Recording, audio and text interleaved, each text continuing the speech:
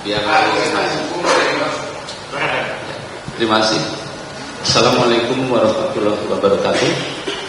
Yang mulia hakim yang kami hormati dan termohon dan pengunjung sidang yang kami hormati.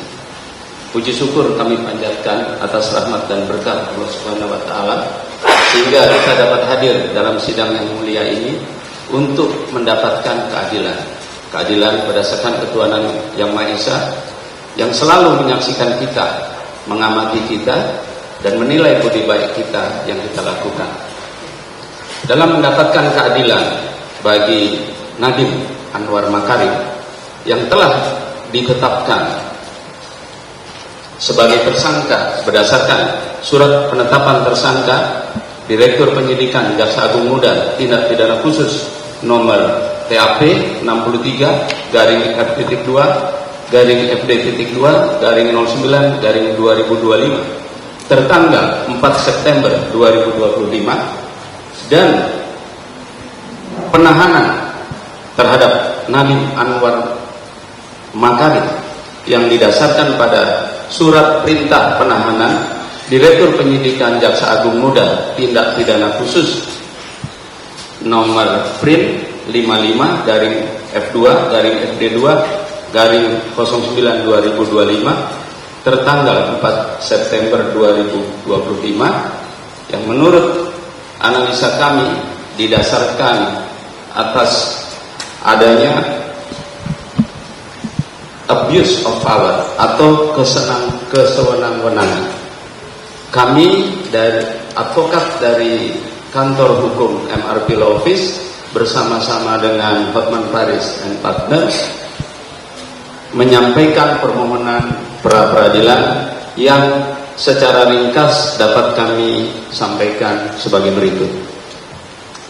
Bahwa penetapan tersangka terhadap Nadiem atau selanjutnya kami sebut sebagai pemohon sebagaimana tertuang dalam surat penetapan tersangka tersebut tidak sah dan tidak mengikat secara hukum karena tidak didasarkan dengan bukti permulaan sebagaimana disyaratkan dalam putusan Mahkamah Konstitusi nomor 21/PUU 12 Romawi /2014 tertanggal 28 April 2015 yang menyatakan penetapan tersangka harus didahului dengan bukti permulaan sekurang-kurangnya 2 alat bukti sebagaimana diatur di dalam pasal 184 KUHP disertai dengan pemeriksaan calon tersangkanya berdasarkan surat perintah penyidikan.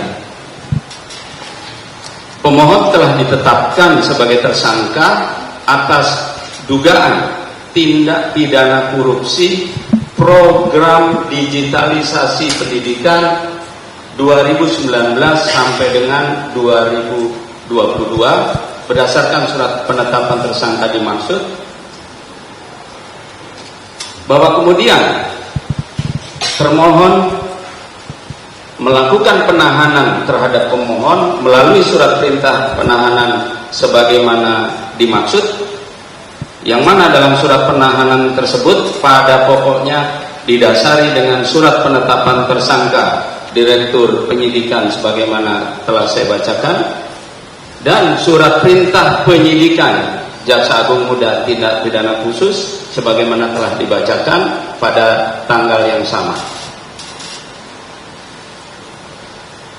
Di dalam sprindik tersebut dinyatakan bahwa pemohon dalam ditetapkan sebagai tersangka di dalam status karyawan atau Menteri Pendidikan dan Kebudayaan, bahwa surat-surat tersebut diterbitkan pada hari dan tanggal yang sama yaitu 4 September 2025 sehingga saat penetapan tersebut diterbitkan pemohon sama sekali belum pernah diperiksa sebagai saksi atau calon tersangka dalam surat perintah penyidikan Jaksa Agung Muda Tindak Pidana Khusus nomor PRIN 67/F2 dan seterusnya tertanggal 4 September 2025 atas nama tersangka Nadiem Anwar Makarim. Adapun kondisi demikian memperlihatkan ketiadaan bukti permulaan sekurang-kurangnya 2 alat bukti sebagaimana dimaksud dalam pasal 184 KUHP sebagaimana disyaratkan dalam putusan Mahkamah Konstitusi Republik Indonesia nomor 21 tahun 2014. Bukti permulaan bukan hanya formalitas administratif, melainkan syarat material yang harus dipenuhi sebelum seseorang ditetapkan sebagai tersangka. Penetapan tersangka dan penahanan terhadap pemohon yang dilakukan tepat di hari penerbitan surat perintah penyidikan nomor Prin 67 dan seterusnya atas nama tersangka Nadiem Anwar Makarim menunjukkan bahwa termohon patut diduga belum memiliki bukti permulaan yang menjadikan penetapan tersangka terhadap pemohon cacat formil dan tidak sah secara hukum. 2. Pemohon telah ditetapkan sebagai tersangka tanpa adanya bukti permulaan sekurang-kurangnya 2 alat bukti sebagaimana diatur dalam pasal 184 KUHP yang menunjukkan adanya indikasi kerugian negara sebagai akibat dari tindakan pemohon menerbitkan kebijakan melalui peraturan menteri selama pemohon menjabat sebagai Menteri Pendidikan dan Kebudayaan dan sebagai Menteri Pendidikan, Kebudayaan, Riset dan Teknologi.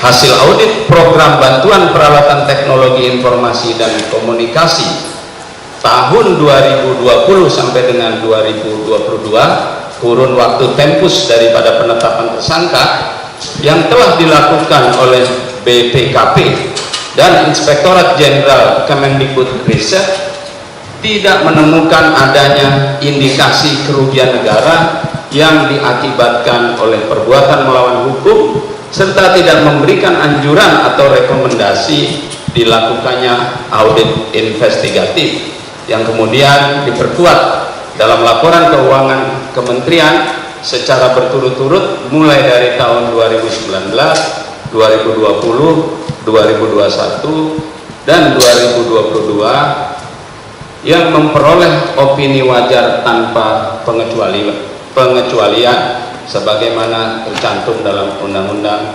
Pertanggungjawaban APBN tahun anggaran 2019 sampai dengan tahun 2022. Dengan demikian, maka alat bukti yang dipersyaratkan di dalam tindak pidana korupsi, yaitu yang sangat penting dan sangat mutlak untuk ditemukan sebelum ditetapkannya sebagai tersangka, yaitu adanya indikasi kerugian negara, tidak ada sebelum atau yang menjadikan dasar penetapan pemohon sebagai tersangka, bahkan sebaliknya hasil audit tidak, justru sebaliknya hasil audit tidak menemukan adanya indikasi kerugian negara sebagai kesimpulannya. Dilanjutkan. Mohon izin majelis. Penetapan tersangka terhadap pemohon tidak disertai dengan hasil audit perhitungan kerugian keuangan negara yang bersifat nyata, actual loss oleh BPKP. Padahal hasil audit perhitungan kerugian keuangan negara yang bersifat nyata, actual loss tersebut merupakan syarat mutlak. Sekali lagi, merupakan syarat mutlak sebagai salah satu dari 2 alat bukti yang dipersyaratkan dalam pasal 184 KUHP junto putusan Mahkamah Konstitusi nomor 21 tahun 2014, sehingga penetapan tersangka terhadap pemohon harus dinyatakan tidak sah dan tidak mengikat secara hukum. Dengan ini kami bacakan apa kata BPKP yang saya pegang di sini, 2 audit BPKP, ya. Apa kata audit BPKP? Ya, inilah kalimat yang nyata-nyata dari BPKP. Saya bacakan kalimatnya tanpa dikurangi sedikit pun. Ini kata BPKP. Sepanjang data yang kami peroleh dan telah dilakukan uji petik, permintaan keterangan kepada pejabat pembuat komitmen serta pendalaman lebih lanjut atas data yang kami peroleh, riwayat negosiasi, harga pesanan, serta spesifikasi barang. Kami tidak menemukan adanya hal-hal yang secara signifikan mempengaruhi ketepatan harga. Itu kalimat dari BPKB. Kami tidak menemukan adanya hal-hal yang secara signifikan mempengaruhi ketetapan harga. Jadi di mana korupsinya, di mana markupnya kalau negara sudah menyatakan demikian? Ini hasil audit BPKB. Secara formal BPKB menyatakan tidak ada korupsi, tidak ada markup. Secara substansi majelis, sebelum dilanjutkan Pak, ya, sebelum dilanjutkan, ya. saya harap yang dibacakan adalah inti dari Ya, ya. Secara substansi majelis, tersangka tidak pernah ditanyakan di pemeriksaan apakah apa dasar perhitungan kerugian negara dan apa buktinya. Tidak pernah ditanyakan. Terima kasih.